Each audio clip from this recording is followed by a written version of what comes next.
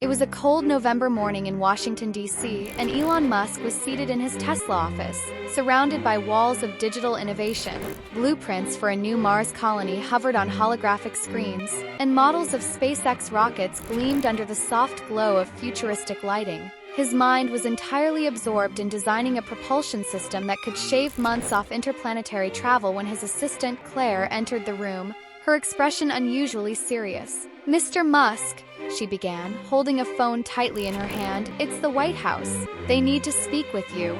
It's urgent." Elon rarely took direct calls, especially those from politicians, but the weight in her voice was enough to pique his curiosity. He gestured for her to put the call through. "Elon," came a deep, steady voice on the other end, unmistakably one of President Joe Biden's senior aides. "I hope I'm not interrupting anything critical, but this matter can't wait. President Biden has been hospitalized. He's stable but recovering, and he's specifically requested to see you. He said it's of the utmost importance." Elon's initial reaction was a mix of confusion and skepticism. His relationship with the president had been far from cordial. Biden had publicly praised legacy automakers while downplaying Tesla's contributions to the clean energy revolution. Elon's retorts on Twitter had been sharp, sparking endless memes and debates. "Why would Biden want to see me?" Elon asked, his tone bordering on bemusement. The aide hesitated for a moment before responding. "He said it's personal and urgent. That's all I can disclose." Through a pause, Elon leaned back in his chair, fingers tapping rhythmically on the desk. "Fine," he said finally. "I'll be there in an hour." As his Tesla Model S silently navigated through the bustling streets of D.C., Elon stared out of the window, his mind racing with possibilities. What could Biden possibly want? A truce? An apology? A desperate plea for collaboration? The streets were alive with the early morning rush, but as he neared Walter Reed Medical Center, the atmosphere grew heavier. News vans lined the perimeter, their satellites pointed skyward. Porters clustered behind barricades, shouting questions and speculations into cameras. Elon's presence only heightened the frenzy. As the Tesla pulled up, cameras flashed relentlessly and reporters called out his name. Ignoring them, he strode into the building, his trademark casual attire, a black jacket and dark jeans, standing in stark contrast to the somber formality of the hospital staff and Secret Service agents. A senior aide greeted him inside and escorted him to the presidential suite. The suite was quiet, save for the faint beeping of medical monitors. Joe Biden lay in bed, his face pale but alert. He looked up as Elon entered, managing a faint smile. "Thanks for coming," Biden said, his voice softer than usual but still steady. Elon took a seat across from the bed, studying the president with a mix of curiosity and skepticism. "I'll admit I didn't expect this call. What's so urgent?" Biden chuckled lightly, the sound tinged with exhaustion. "I'm sure you didn't. But lying here has a way of making you reevaluate things. Your priorities, your decisions, your mistakes." Elon raised an eyebrow, intrigued but still guarded. Biden continued. "You and we've had our differences, publicly, privately. But I'll be honest with you, Elon. I've been wrong about some things, stubbornly wrong. The world is changing faster than I've been willing to admit, and you're one of the reasons for that change." Elon's posture relaxed slightly, but his expression remained unreadable.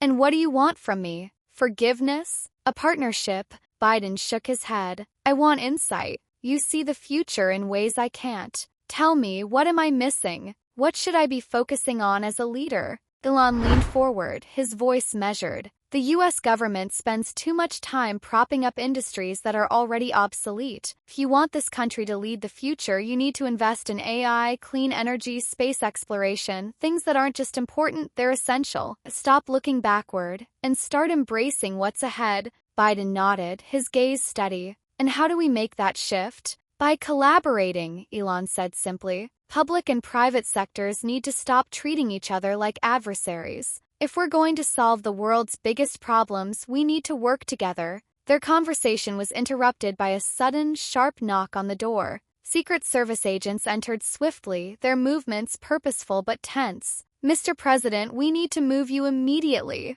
one agent said, his tone clipped. "What's going on?" Biden asked, sitting up straighter. "There's been a security breach," the agent replied. "We've identified unauthorized personnel attempting to access restricted areas of the hospital." Elon and Biden exchanged a glance, the gravity of the situation settling over them. "We need to get you to the secure bunker," the agent continued. Without hesitation, Elon stood and helped Biden out of bed, supporting him as they followed the agents down a series of hidden corridors. The sterile hospital environment gave way to a dimly lit, bunker-like space equipped with reinforced doors and surveillance monitors. Inside the bunker, the atmosphere was tense. Security footage on the monitors showed shadowy figures moving through the hospital's restricted areas. Agents communicated urgently over radios, their voices sharp and focused. Elon's analytical mind kicked into high gear. "Do you have access to Tesla's Sentinel AI system?" he asked one of the agents. The agent hesitated.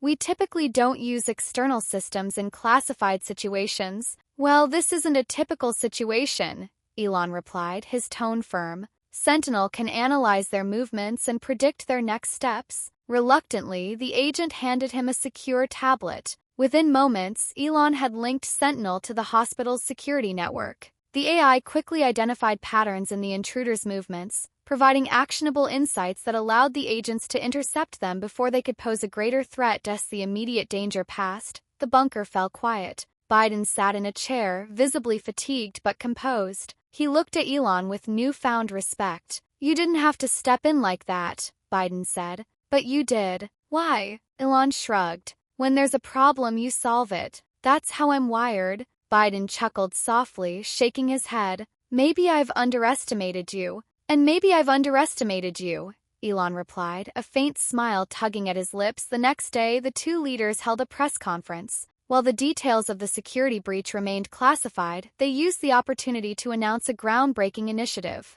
a collaboration aimed at accelerating clean energy adoption, advancing space exploration, and modernizing national infrastructure. "This isn't about politics," Elon said. "It's about securing a better future for humanity," Biden added. "Leaders may not always see eye to eye, but when the stakes are high, we have a responsibility to come together. Elon and I are proof that collaboration can lead to real progress." The visit became a defining moment in modern leadership, symbolizing the power of collaboration even between unlikely allies. For Elon, it was a reminder that innovation isn't just about technology, it's about leadership and adaptability. For Biden, it marked a turning point in his approach to governance, embracing the future rather than clinging to the past. Their partnership inspired millions, showing that even the most entrenched differences could be overcome for the greater good. For everyone watching, it was a powerful reminder that collaboration, respect, and vision could pave the way for a brighter future. And for the two men at the center of it all, it was proof that even in the face of conflict, progress was always possible.